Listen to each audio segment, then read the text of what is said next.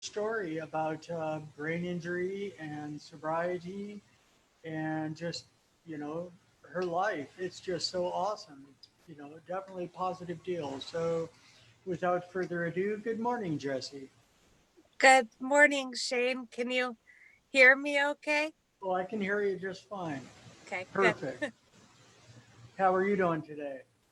I'm okay. I'm really tired. It's early for me. I don't it's early for me, which is okay. It just, yeah. And then I scrambled to get ready and I couldn't find my notes. So I have it on my phone, my notes, but I don't remember things very well. So I might miss some things, or I might say that I was in a coma for 3 months when really I was not, like, because I have aphasia really bad and I mess up numbers horribly. But I did find something on my phone that is my story. So I have that to look at to remember at least dates. Okay, right on, right on. Um, yeah, if I remember right if I remember right from the Zoom call that I heard you tell your story on the other day, it was 7 days, right? Yeah. For your coma. Yeah, yeah. I thought I remember that. Yeah. So when you said that 3 months, I'm like, no, I think I know the right number. Um, Yeah. all But I've right. said the wrong number before by accident because I'm a mess with numbers. Yeah. Huh. Yeah, and I'm just the opposite. I'm very good with numbers. Even before my traumatic brain injury, I remember numbers from way back then, and it's like I drove right to our old duplex up in Everett, Washington, when I started working up there in that town, and drove right to it because I remembered the exact address, and That's awesome. But that also is a very good point of every brain injury is different. Like, and yeah, every exactly. person is different. Like, none of us are the same.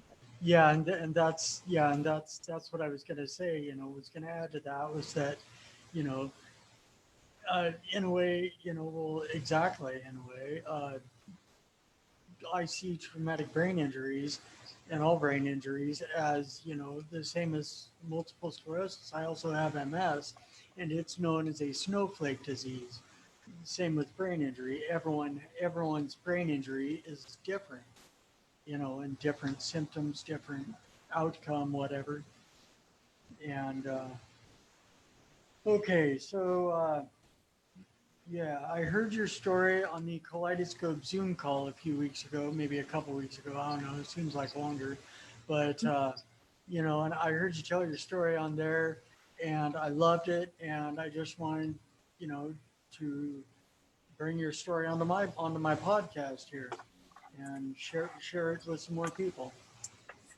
Uh, okay, so let's just start here. 5/16/18, the date, May 16th, 2018. Tell us about that day and riding your dirt bike at the motocross track in Salem.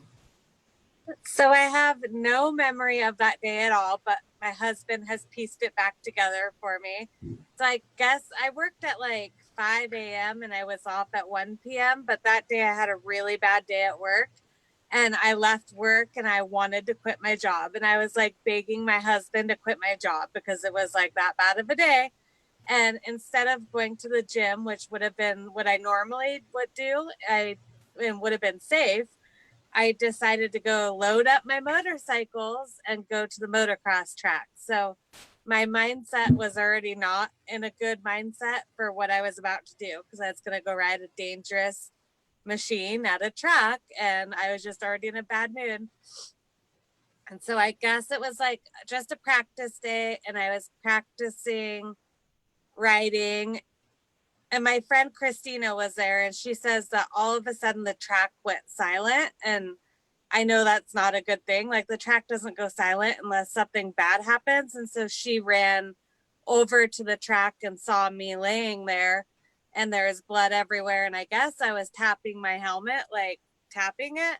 And so I guess I went over a jump and I collided with somebody and we both fell down. And then the person behind me ran over my neck. So I first hit the ground and then got my neck ran over, and it gave me a traumatic brain injury and a diffuse axonal with a subdural hematoma and subarachnoid. And then the person that ran my neck over tore my carotid artery, so it gave me stroke-like symptoms. And at the scene, my Glasgow coma score, was a 3, which is the worst you can have. It goes to like a 3 to a 15. And mine was a 3, which is bad. And they took me, I think, by ambulance to the Salem hospital because it's close and it's a trauma hospital. And I spent 3.5 weeks there. And then I was transferred to Portland rehab for 3.5 weeks. And my first memory is in the rehab medical transport going to rehab. Like, I remember nothing, but I remember being in the medical transport van. And then I got to rehab, and I don't really remember the rehab, but I remember certain people. Like, there were some stroke ladies that were there that were very mad, and everything was horrible. And it was a little much for me because my husband says I was very funny in the hospital, which I was like, I didn't know I was funny. That's good. And that I was very nice and in a really good patient, which I'm like, oh, well, that's good because I work in healthcare. So I'm like, oh, I'm glad I wasn't an awful patient. And my first words were in front of a friend that I raced motocross with, and my husband, or maybe it was a good friend that was visiting, and my husband, and it's because all of a sudden I had to go to the bathroom really bad. And I just told the nurse, I said, I'm going to poop myself. And that was my first words or sentence ever. And I was like, oh, that's classic because I don't have a gallbladder. So I get sick when I eat. And so something they fed me must have made me sick. And that was my first word. And in Jessy fashion, that was a pretty good first word. And it made them very happy that I said that, my husband and friend.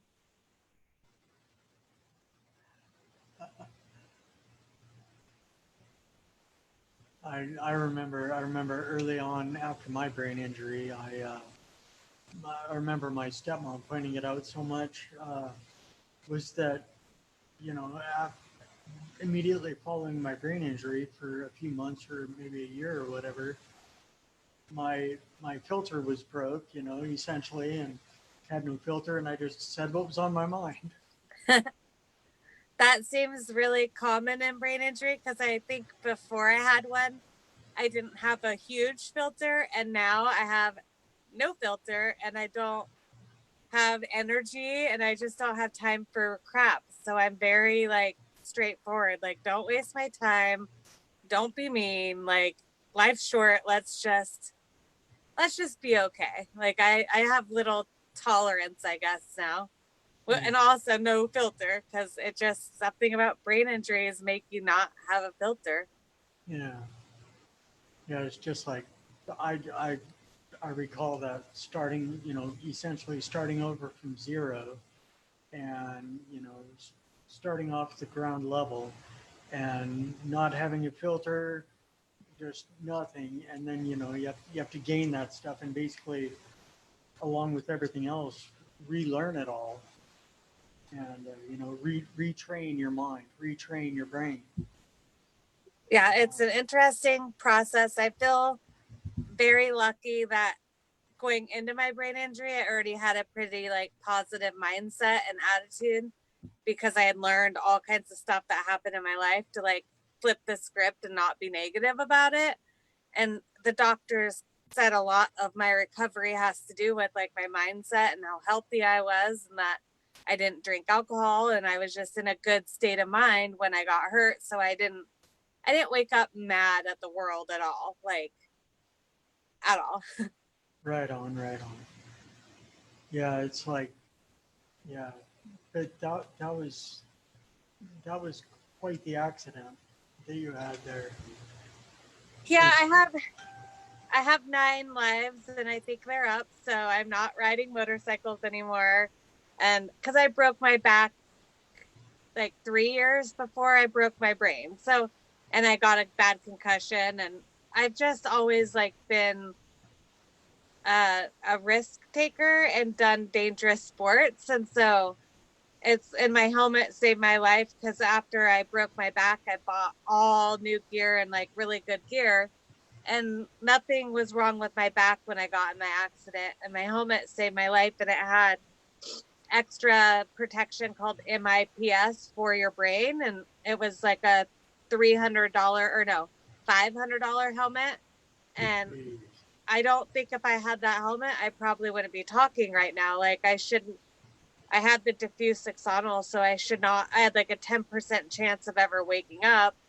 And then if I did, I would be in a comatose state, and I'm here. So I'm like, well, obviously, like my gear and my helmet was a smart investment. Yeah, yeah, definitely, definitely. Like this, like this thing I've been seeing everywhere, PPE, personal protective equipment. You Yeah. know, that for us having to wear the masks and all this other stuff to protect us against the coronavirus. It's like, you know, personal protective equipment. There's so many times I've wrecked on my bike and, you know, riding my bicycle down the road and slammed into the ground, you know, like I do when I run and trip and fall, slam into the pavement. And it's like, you know, for those times when I was on my bike traveling, you know, who knows how fast I was going, but slam into the pavement. It's like, thank God I was wearing a helmet, you know. Uh, yeah, I still have a scar on my shoulder from one bike wreck, but thank God I don't have any scars like, well, I don't know, there probably are scars on my head, on the back or somewhere I can't see them. But it's And true, like a lot of people get TBIs from bicycle accidents, and like severe ones, and they either don't have a helmet on or they don't have a proper helmet on and it's not fitted right. And that's a big part of my life now, because I am a certified health educator. So health education I've always done. Now I can't do what I did before, but I'm like, oh, like I want to like promote brain safety because I have a brain injury. And so I volunteer at OHSU in their Think First program, which is going into schools and basically telling my story to kids, how to protect your brain and spine for the Brain and Spine Institute at OHSU. And I love it because I'm like, oh, that would have been helpful, like as a kid, to know these things. And then when I see kids in the neighborhood without helmets on, even though it's required, I freak out. I sometimes want to go leave them notes and be like, hey, like not to be like rude, but the girl in the golf cart that fell out of it got a really horrible TBI, and she didn't have a helmet on because she's in a golf cart. And it's like, it can happen doing anything. And it kills me to see people doing things now that I'm like, you could get a really bad TBI. Like, just put a helmet on, please. That's all I ask. yeah, well, that's like, I'm flashing back to, you know, like you're saying, brain injuries, you know, it doesn't, brain injuries are varied. You know, can happen in a multitude of ways. And it's like, I was in my really bad car accident that tripped off my multiple sclerosis symptoms um, back in 2000. Well, the accident was in 2006. I wasn't diagnosed with MS till 2007. But um, at any rate, in the car accident, my like T-boned a guy that pulled out right in front of me. My airbag went off. My head hit the airbag, you know, pretty hard, and you know, bounced off, but hit it sort of hard. And I'm pretty sure that, you know, maybe that I'm positive that it was that little injury banging against that airbag that triggered my multiple sclerosis symptoms and finally kicked them into gear. But you know, not that that's a good thing necessarily, but I don't know. I'm okay with it. No, but that's so common, as car wrecks are a major source of TBIs, and car wrecks in your brain. When you hit the airbag, your brain is shifting from the back of your skull to the front Yeah, and getting damaged. And like, there's just so much to everything now that I'm like, even as a health educator before I had my TBI, I didn't know because I didn't focus on the brain. And now I'm like, oh my gosh, like my concussions, like I never focused on them or anything. I just healed from them. But I'm like, oh, those were bad. Like, I just have a different outlook now, I guess, on on it now that I have a severe TBI. I'm like, I don't want this to happen to anybody else. Like, protect yourself as much as you can. Yeah. Yeah. I totally hear you there. I feel the same way. It's like, you know, you might want to protect yourself. You don't want a traumatic brain injury. Look at me. No, Yeah. but, you know, if you don't want to deal with X, Y, and Z, then you better do A, B, and C. You know, if you don't want to deal with these things, you better do the protect yourself thing. Yeah. It's like people, like girls buy a $5,000 dirt bike. Or no, it's more than $5,000. Well, yeah, about 5,000 for a dirt bike. See numbers. But then they buy the cheapest helmet for like $100, and it's like I would spend a couple hundred more dollars and buy one with the MIPS or other brain injury protection in it, because if I did not have that helmet, I think I would be dead. Like, if that extra protection helps protect you, it must have protected me enough to be here still. So I'm like, Yeah. invest in your bike, invest in your brain. Like, please invest in your brain, because it controls everything, as you know, and you mess it up and it's not like breaking an arm. Your brain controls everything. Yeah. Yeah, exactly. You end the brain, you end your life. So, you know, Yeah. you might as well protect it and keep it going. Yeah. I mean, it controls your breathing. It controls your walking, your talking, your eating, everything. Everything. Yeah, well, that's like my, in essence, the way I look at it, I have at least the two main brain injuries. I have my traumatic brain injury from when I fell out of the tree, and then, you know, now I have multiple sclerosis, and I don't have any lesions on my spine. All my lesions are on my brain, so therefore it's like another brain injury. And you know, studying up on multiple sclerosis, I totally understand, you know, what it's talking about when it says, depending on where the lesions are, the MS lesions, that's what part of your, you know, brain is affected. And it just depends on what part of your body that part of your brain controls, you know, as to how it's going to affect you and what symptoms it might produce. And it's just like going back to my brain injury, I know when I fell out of the tree, I landed on my left side, and my left side is paralyzed because the right side of your brain controls the left side of your body. Well, landed on my left side, and from the kickback, the right side of my brain had the bruising from that, you know, from the impact. Yeah. When I had the carotid torn and I had stroke-like symptoms, so my left side was affected, and it 2 years later is still numb. But I make it a point to, like, if I'm picking up my water, to use my left hand, because I want to get it stronger, and it's slowly getting back, but it's taking a while to get. I mean, I didn't use it at all at first, but it's slowly getting there. Yeah, yeah, I totally hear you on that one. It's like my left arm is my left, my left arm is still, I don't know, probably 75% as strong as my right, maybe 50. I don't know. It's lower though. But you know, it's just like that. It's sure it's got the muscle memory, but you know, it's like, you know, we just got to keep on practicing, keep on using it to do stuff. I remember that. Okay, this is I think of it as positive, even though, you know, smoking was a negative thing, and I've quit now. I haven't smoked since 2013, Good but job. oh, thank you very much. Um, but when I when I started well, actually, when I smoked cigarettes, I started out smoking my right hand, and then I'm like, okay, well, they want me to use my left, I'll smoke my left hand. So I started doing that, and you know, just as a little thing, I don't know, but That's good. That's yeah, like making something out of something bad. You're at least using your affected hand to start retraining the memory of it. yeah, and then when I started to cut costs after a while, after a few years, I started rolling my own cigarettes, and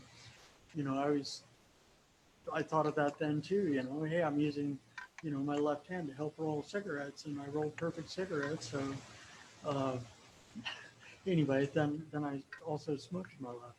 Okay. Anyway, getting off that topic, let's quit talking about smoking since we quit. Um, At least you learn from your mistakes and quit. That's all that matters. yeah, is that exactly. You learn from whatever you did bad and you make something good out of it. Exactly. And it's like I definitely wouldn't be on a never-ending run streak now if I was still smoking.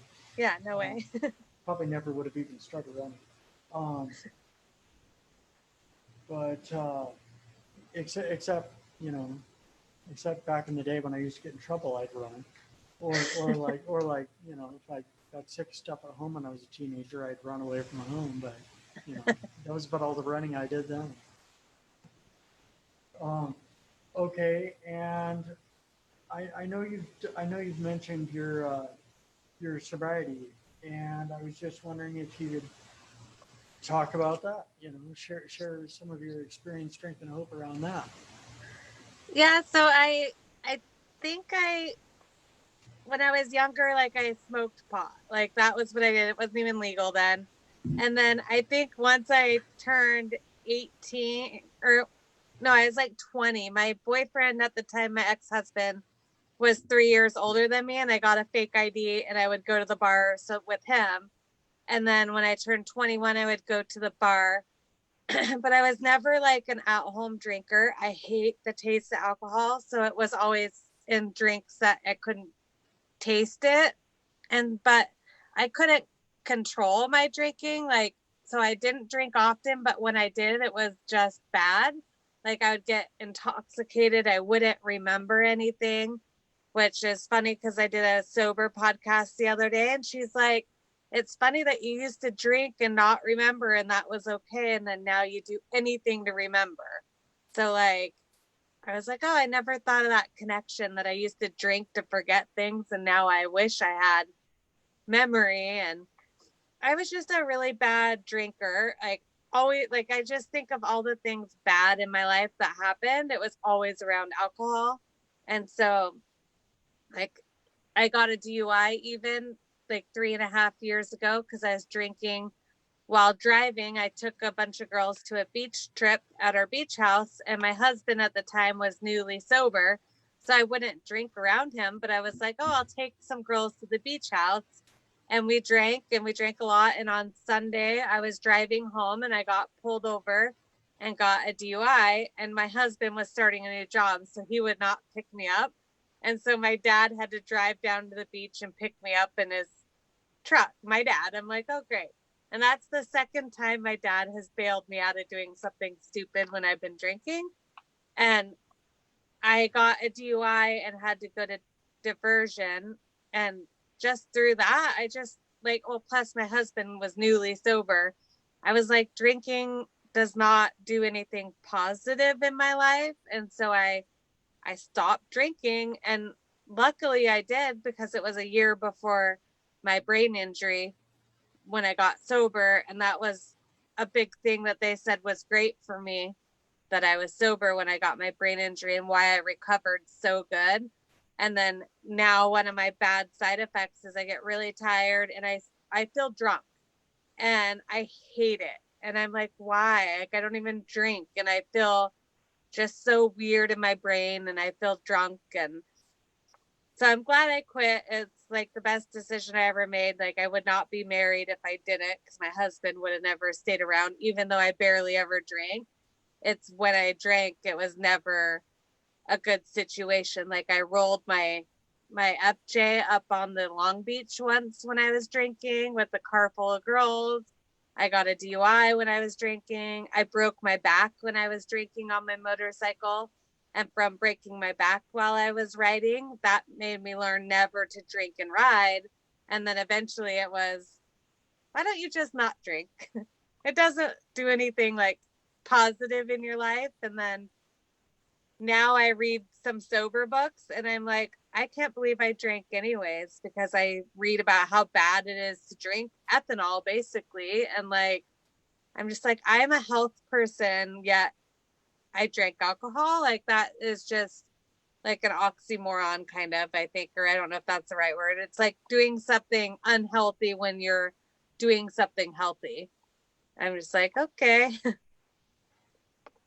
Yeah, definitely. Yeah, it's like for my I totally relate so much, um, to the myself. It was like the opposite. Um, got I got my brain injury, and then sort of maybe it could be seen as self medication, I guess, to overcome the lack of self-worth and self-confidence after the traumatic brain injury that forced me to start over from zeros, from the ground level, having to relearn basically how to live. Uh, my memory remained intact, but putting it out here was definitely a problem. Uh, living the life that was in my head. Um, but I just, I gravitated right to the alcohol and in my case, the drugs. And, you know, that's how I learned to cope, learned to live after my brain injury. But, it's like, I got away from that at a young age, and been clean and sober a long time now, 28 plus years. And, That's it's like, awesome. thank you. It's like without that, without my sobriety, um, it's like I don't know where I'd be. The defects, symptoms, defects, whatever from the brain injury would have, taken over and probably done me in a long time ago. Um, That's, the depression that came from it and everything. yeah, that's the thing. I can't imagine adding something like alcohol, which is horrible for you, to an already horrible situation called a brain injury. I'm like, no, that just doesn't, like, it doesn't seem smart to like add something to make me feel, or to make me not healthy and to hurt me worse. And I'm so glad I don't drink. And I I think a lot of drinking too, when I drank, was I thought I had to do it to have fun. I like to drown my feelings, probably. Like, I now deal with my feelings all the time because they're here. Like, I'm present. I'm not drinking to forget anything. And I also don't, like, it's just better. I'm like, it did nothing good for me, because like you're saying, it, you do it to like, deep down, I'm sure I was doing it to take away my feelings and to not have to deal with stuff. Even if I don't know that, I'm sure that's how it was. And so I'm just glad anything I do is because I choose to do it, with me and my wonky brain. Yeah. Um, yeah, and I just want to commend you for, sticking with this, uh, with your health oriented job, and bringing awareness to the brain injury. And, you know, I forget your exact wording on that, but, bring awareness to people, to help prevent brain injuries. Yeah, I got very lucky in that my degree and all my experience really can relate to brain injury. Like, I worked with a lot of stroke patients before my injury, and I'm like, so I can make my career out of specifically brain injury and have the credentials to do so, and like the experience. And I was like, I got lucky in that aspect, that I broke my brain and my spine, but it is all related to what I work and do. So I'm like, okay, this is okay. Make the best of it. And Yeah. unlike, like, if I was a nurse, which originally I wanted to be a nurse, if I was a nurse, I would not be able to be a nurse because of my brain injury. So I'm like, well, that's why that happened. That's why I never got in nursing school, because it must have known I was going to get a brain injury 5 years later, and it wanted to make sure I still could use my education and my experience and not be able to do it, because with a nurse I wouldn't be able to work. So Yeah. Yeah, definitely. Yeah, that that was a total God shot, just worked out in your favor, that pre brain injury, your pre brain injury career just sort of transitioned into your post brain injury career. exactly. I try to look at everything in my life like that. I'm like, what's the purpose of what happened? And so that's what my whole blog is, like, purpose through it all. Like, everything that's happened in my life, in my son being born sick, I'm like, why he got born sick, and that's what got me in the medical field. So I would never have gotten in the medical field if it wasn't for him. So I'm like, that's the purpose of that horrible experience, is that it got me into a career I love. So I just try to find the good in it all, because life's too short. Yeah, exactly, exactly. Find the good in it all. That's the key. Um, I I know you said something when I was chatting with you, or yeah, the other day you said something about your son having a disability. How, you know, what is your son's disability, and how does that play into your brain? Does your brain injury, does your dealing with your own brain injury and your own quote unquote disability around that, how do those work together? So he has spent more time in the hospital than I have. He's 15. He has had more surgeries than I have. So he's beating his mom. But when he was born, he had a bunch of bowel issues, malrotated bowel with the volvulus. So they had to take out a huge part of his intestines. And then he had like a colostomy, where a bag where he pooped in on his like stomach in a bag. And he spent 3 months in the neonatal intensive care unit. And then he got out and he had failure to thrive. He just always was throwing up, and he always was sick, and he was tiny. And then when he was like maybe a year old, we were at the hospital for failure to thrive.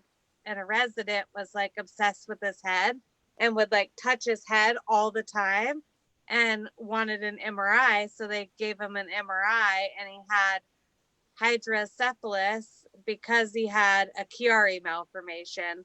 So his first cervical spine was pressed against his skull, and so the neurosurgeon had to take out part of his foramen magnum and the hole in your skull that your spine goes through.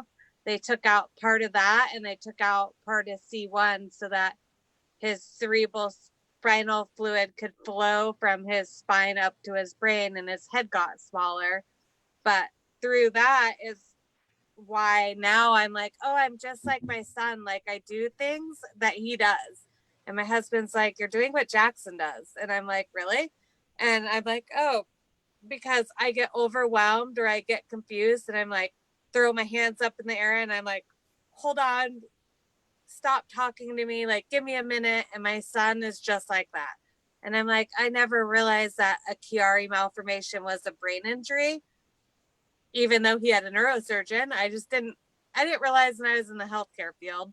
But now that I have a brain injury, I'm like, oh, I see a lot of similarities. So it helps me, like, I know I overwhelm him, so it helps me leave him alone. Like, don't ask him too many questions at the dinner table, because he's a man of little words. Obviously, I'm not right now, but if you don't know what to say, sometimes I am. And I'm like, oh, I get it. Like, so it's just taught me a lot about my own son, where I'm like, I need to just step back, not keep asking the same question, let it be. And he has been in special ed, and he is on like a full special ed because of it. Like, he's got really behind in school, and he gets straight A's, and he is very motivated and does really good, but it's very hard for him.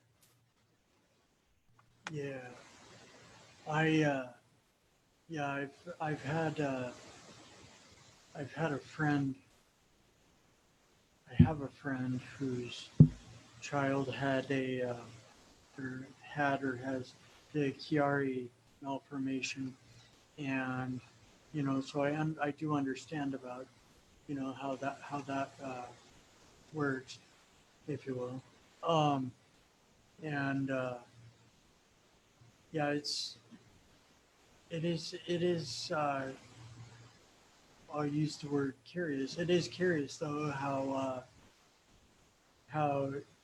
your son has this Chiari malformation, and you've had this traumatic brain injury and that accident, you know, uh, and sort of have some of the same symptoms or side effects of that, and can sort of see that and be like, oh wow, it's sort of the same. Yeah, it really helped me understand my own kid. I'm like, oh, I get him now. And my accident was 3 days after his 13th birthday. So we celebrated his birthday, and then 3 days later, I went out and almost lost my life. But I'm like, well, the good part, like the positivity of all that, is I understand my kid now. Like, I never understood him before like I do now, because now I deal with the same things. So I'm like, oh, I get it now. I get why he is like he is. Right on.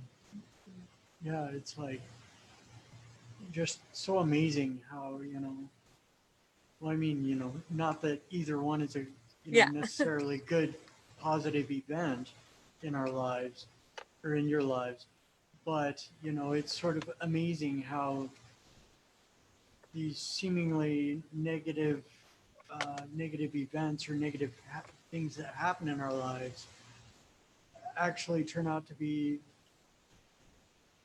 pretty sort of positive, Oh, yeah.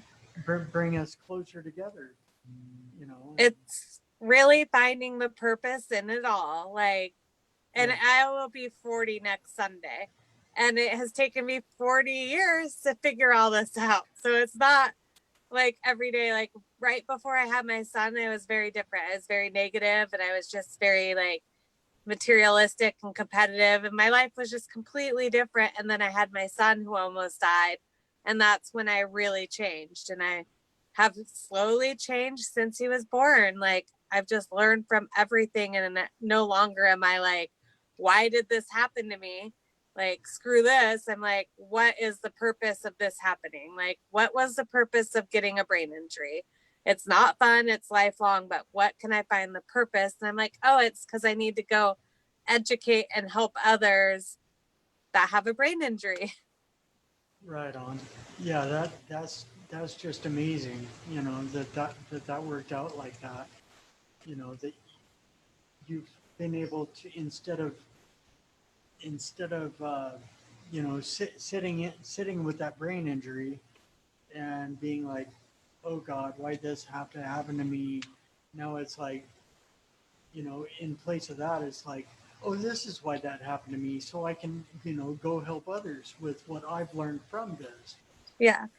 It makes your day a lot better when you reframe stuff like that. Like, Yeah. I'm never like upset. Well, no, I can't say never.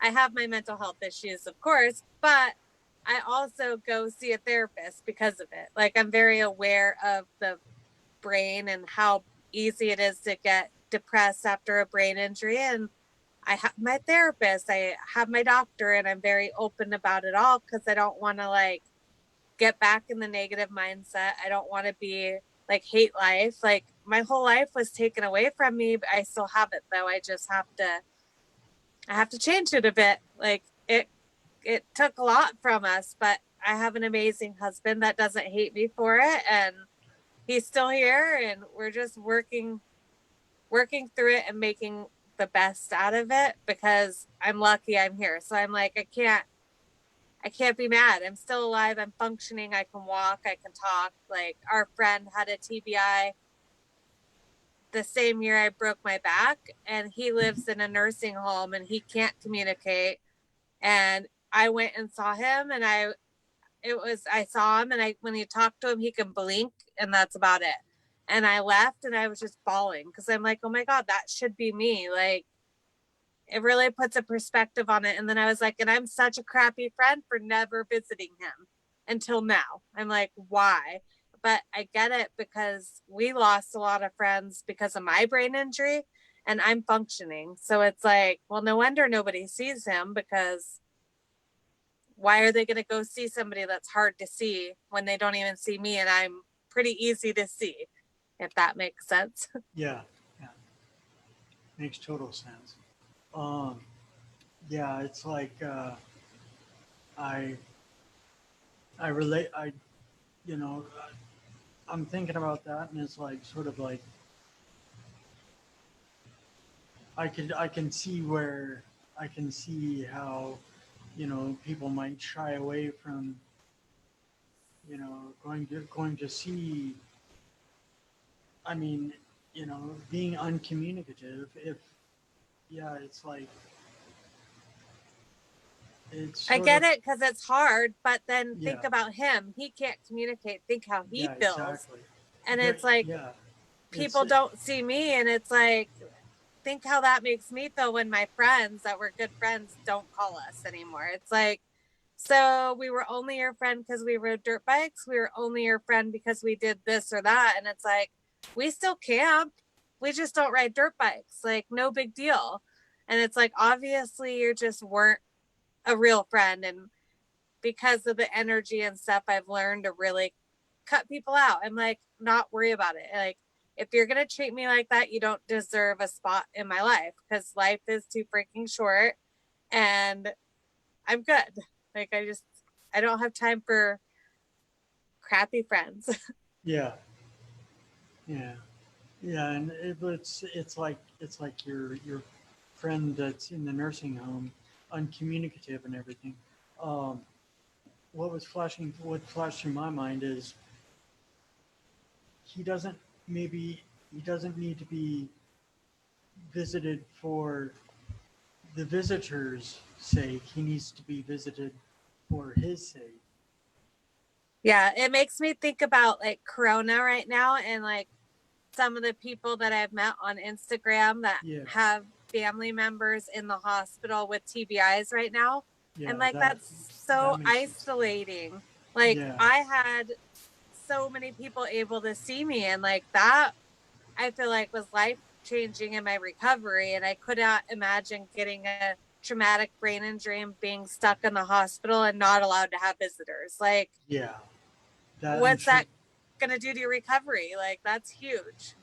exactly. That you know that's got to be rough. You know, that taken into account right now with the social distancing, or as I like to call it, anti-social distancing. It's made Uh, me a little more antisocial. Like, honestly, I'm like, oh, like, I'm so used to staying at home now and not seeing people. Like, we've literally seen 3 people since January, so, or February. So it's like, and from a distance too. And it's like, now I just feel antisocial and okay with like staying home, which also one of the positives of Corona for us is it has really taught me how to pace myself and not, I was overdoing everything. And I'm like, oh, I need to pace myself. So it's really showed me I was doing too much. yeah, I I so relate to that because you know with my brain injury and what you were saying earlier about getting overwhelmed, and it's like at times I get overwhelmed because I you know get so busy doing stuff or maybe you know get in a pressured situation, um, you know, to where I got a deadline and I got massed up to do and not enough time to do it. But you know, it's like I totally understand and relate to that overwhelm, and it's so very helpful, you know, to organize our activities and organize our time so that we don't get overwhelmed. Yeah. That's how I see it for myself anyway. Yeah. It just showed me how much I need to slow down. And the week that Corona was bad, back in like March, is I had already worked 2 days at work, which were 2 4-hour shifts, plus an hour and a half each way on public transport because I don't drive. And I was exhausted. I was like, I am not going to make it the rest of the week. And I still had 3 more shifts to work. And I was like, this was a mistake. Now I know I cannot work that much. But then Corona happened and it canceled all of my work. So I didn't have to work them. And I'm like, okay, thank gosh. But now I know, like, don't ever let me think that I can work 4 days in a week or 5 days. Like, I can't, but Yeah. make sure you remind me that I can't, because I forget that, and I'm like, I can do it. And then I'm like, I can't do it. So I'm like, just remind me not to do that again, please. It's like, I'm very bad at having to learn the hard way. Yeah. Like, I can work 1 4-hour shift a week. That's about it. So. Yeah. Definitely. Need to, you know, be mindful of how much we got on our plate so that we don't overfill it. And, you know, oh, what do I do with all this? Yep. Um, um, okay, just I'm about ready, about at the end, ready to wrap it up here, but I want to thank you so very much for coming on, being on my podcast this morning, and it's like this episode now it's our podcast, um, but okay, in my post I put your Instagram handle in there. I was just curious if you do you have a Facebook page? No, that's a funny Okay. story, but no, I thought I deleted it after my brain injury, and a year later I found out I did not delete it, and I got online, and it caused a lot of drama with some people, that because I said something like pretty straight, like, how we were talking about being like No filter. no filter, and it really made some people mad, and I was like, well, you should have been in my life then. And so then I really deleted it for real life. But I have my blog, which is jessymunch826.com, and it is all about how life has happened for me, and it has a lot of brain injury stuff and just a lot of like what I learned through all my stuff in life so far. Okay. Right on, right on. Yeah, I know. I've gone on to your blog there and read quite a bit of it. Well, thank you. Yeah, and it's a very good blog. I can write good. I can write better than I can talk. So Yeah, I totally understand that because it's like, it's like, getting up to speak. If I got it written out, the whole story's there. If I get up and tell that same story, or try to tell that same story word for word, I'd probably miss half the words. yeah, it's hard because I was a public speaker before. So I'm like, oh, like I can't, like, I just don't have that in me anymore. Yeah. Okay, so I'll have to make sure and put your website address in there for your blog in the post so people can, go check out your blog. And all right, well, I just wanted once again I want to thank you so very much for being on my podcast today, and we will be in, keep in contact and share war stories or whatever, and share recovery together. Well, thanks for having me. Yeah, I'm so happy I could, and all right. So with that, I just want to thank you all for tuning in and help watching my podcast, listening to myself and Jessy today, and. As always, stay kind, optimistic, and grateful, and have a phenomenal day. I'm out. Thank you. All right. Talk to you later, Jessy. Bye, Shane.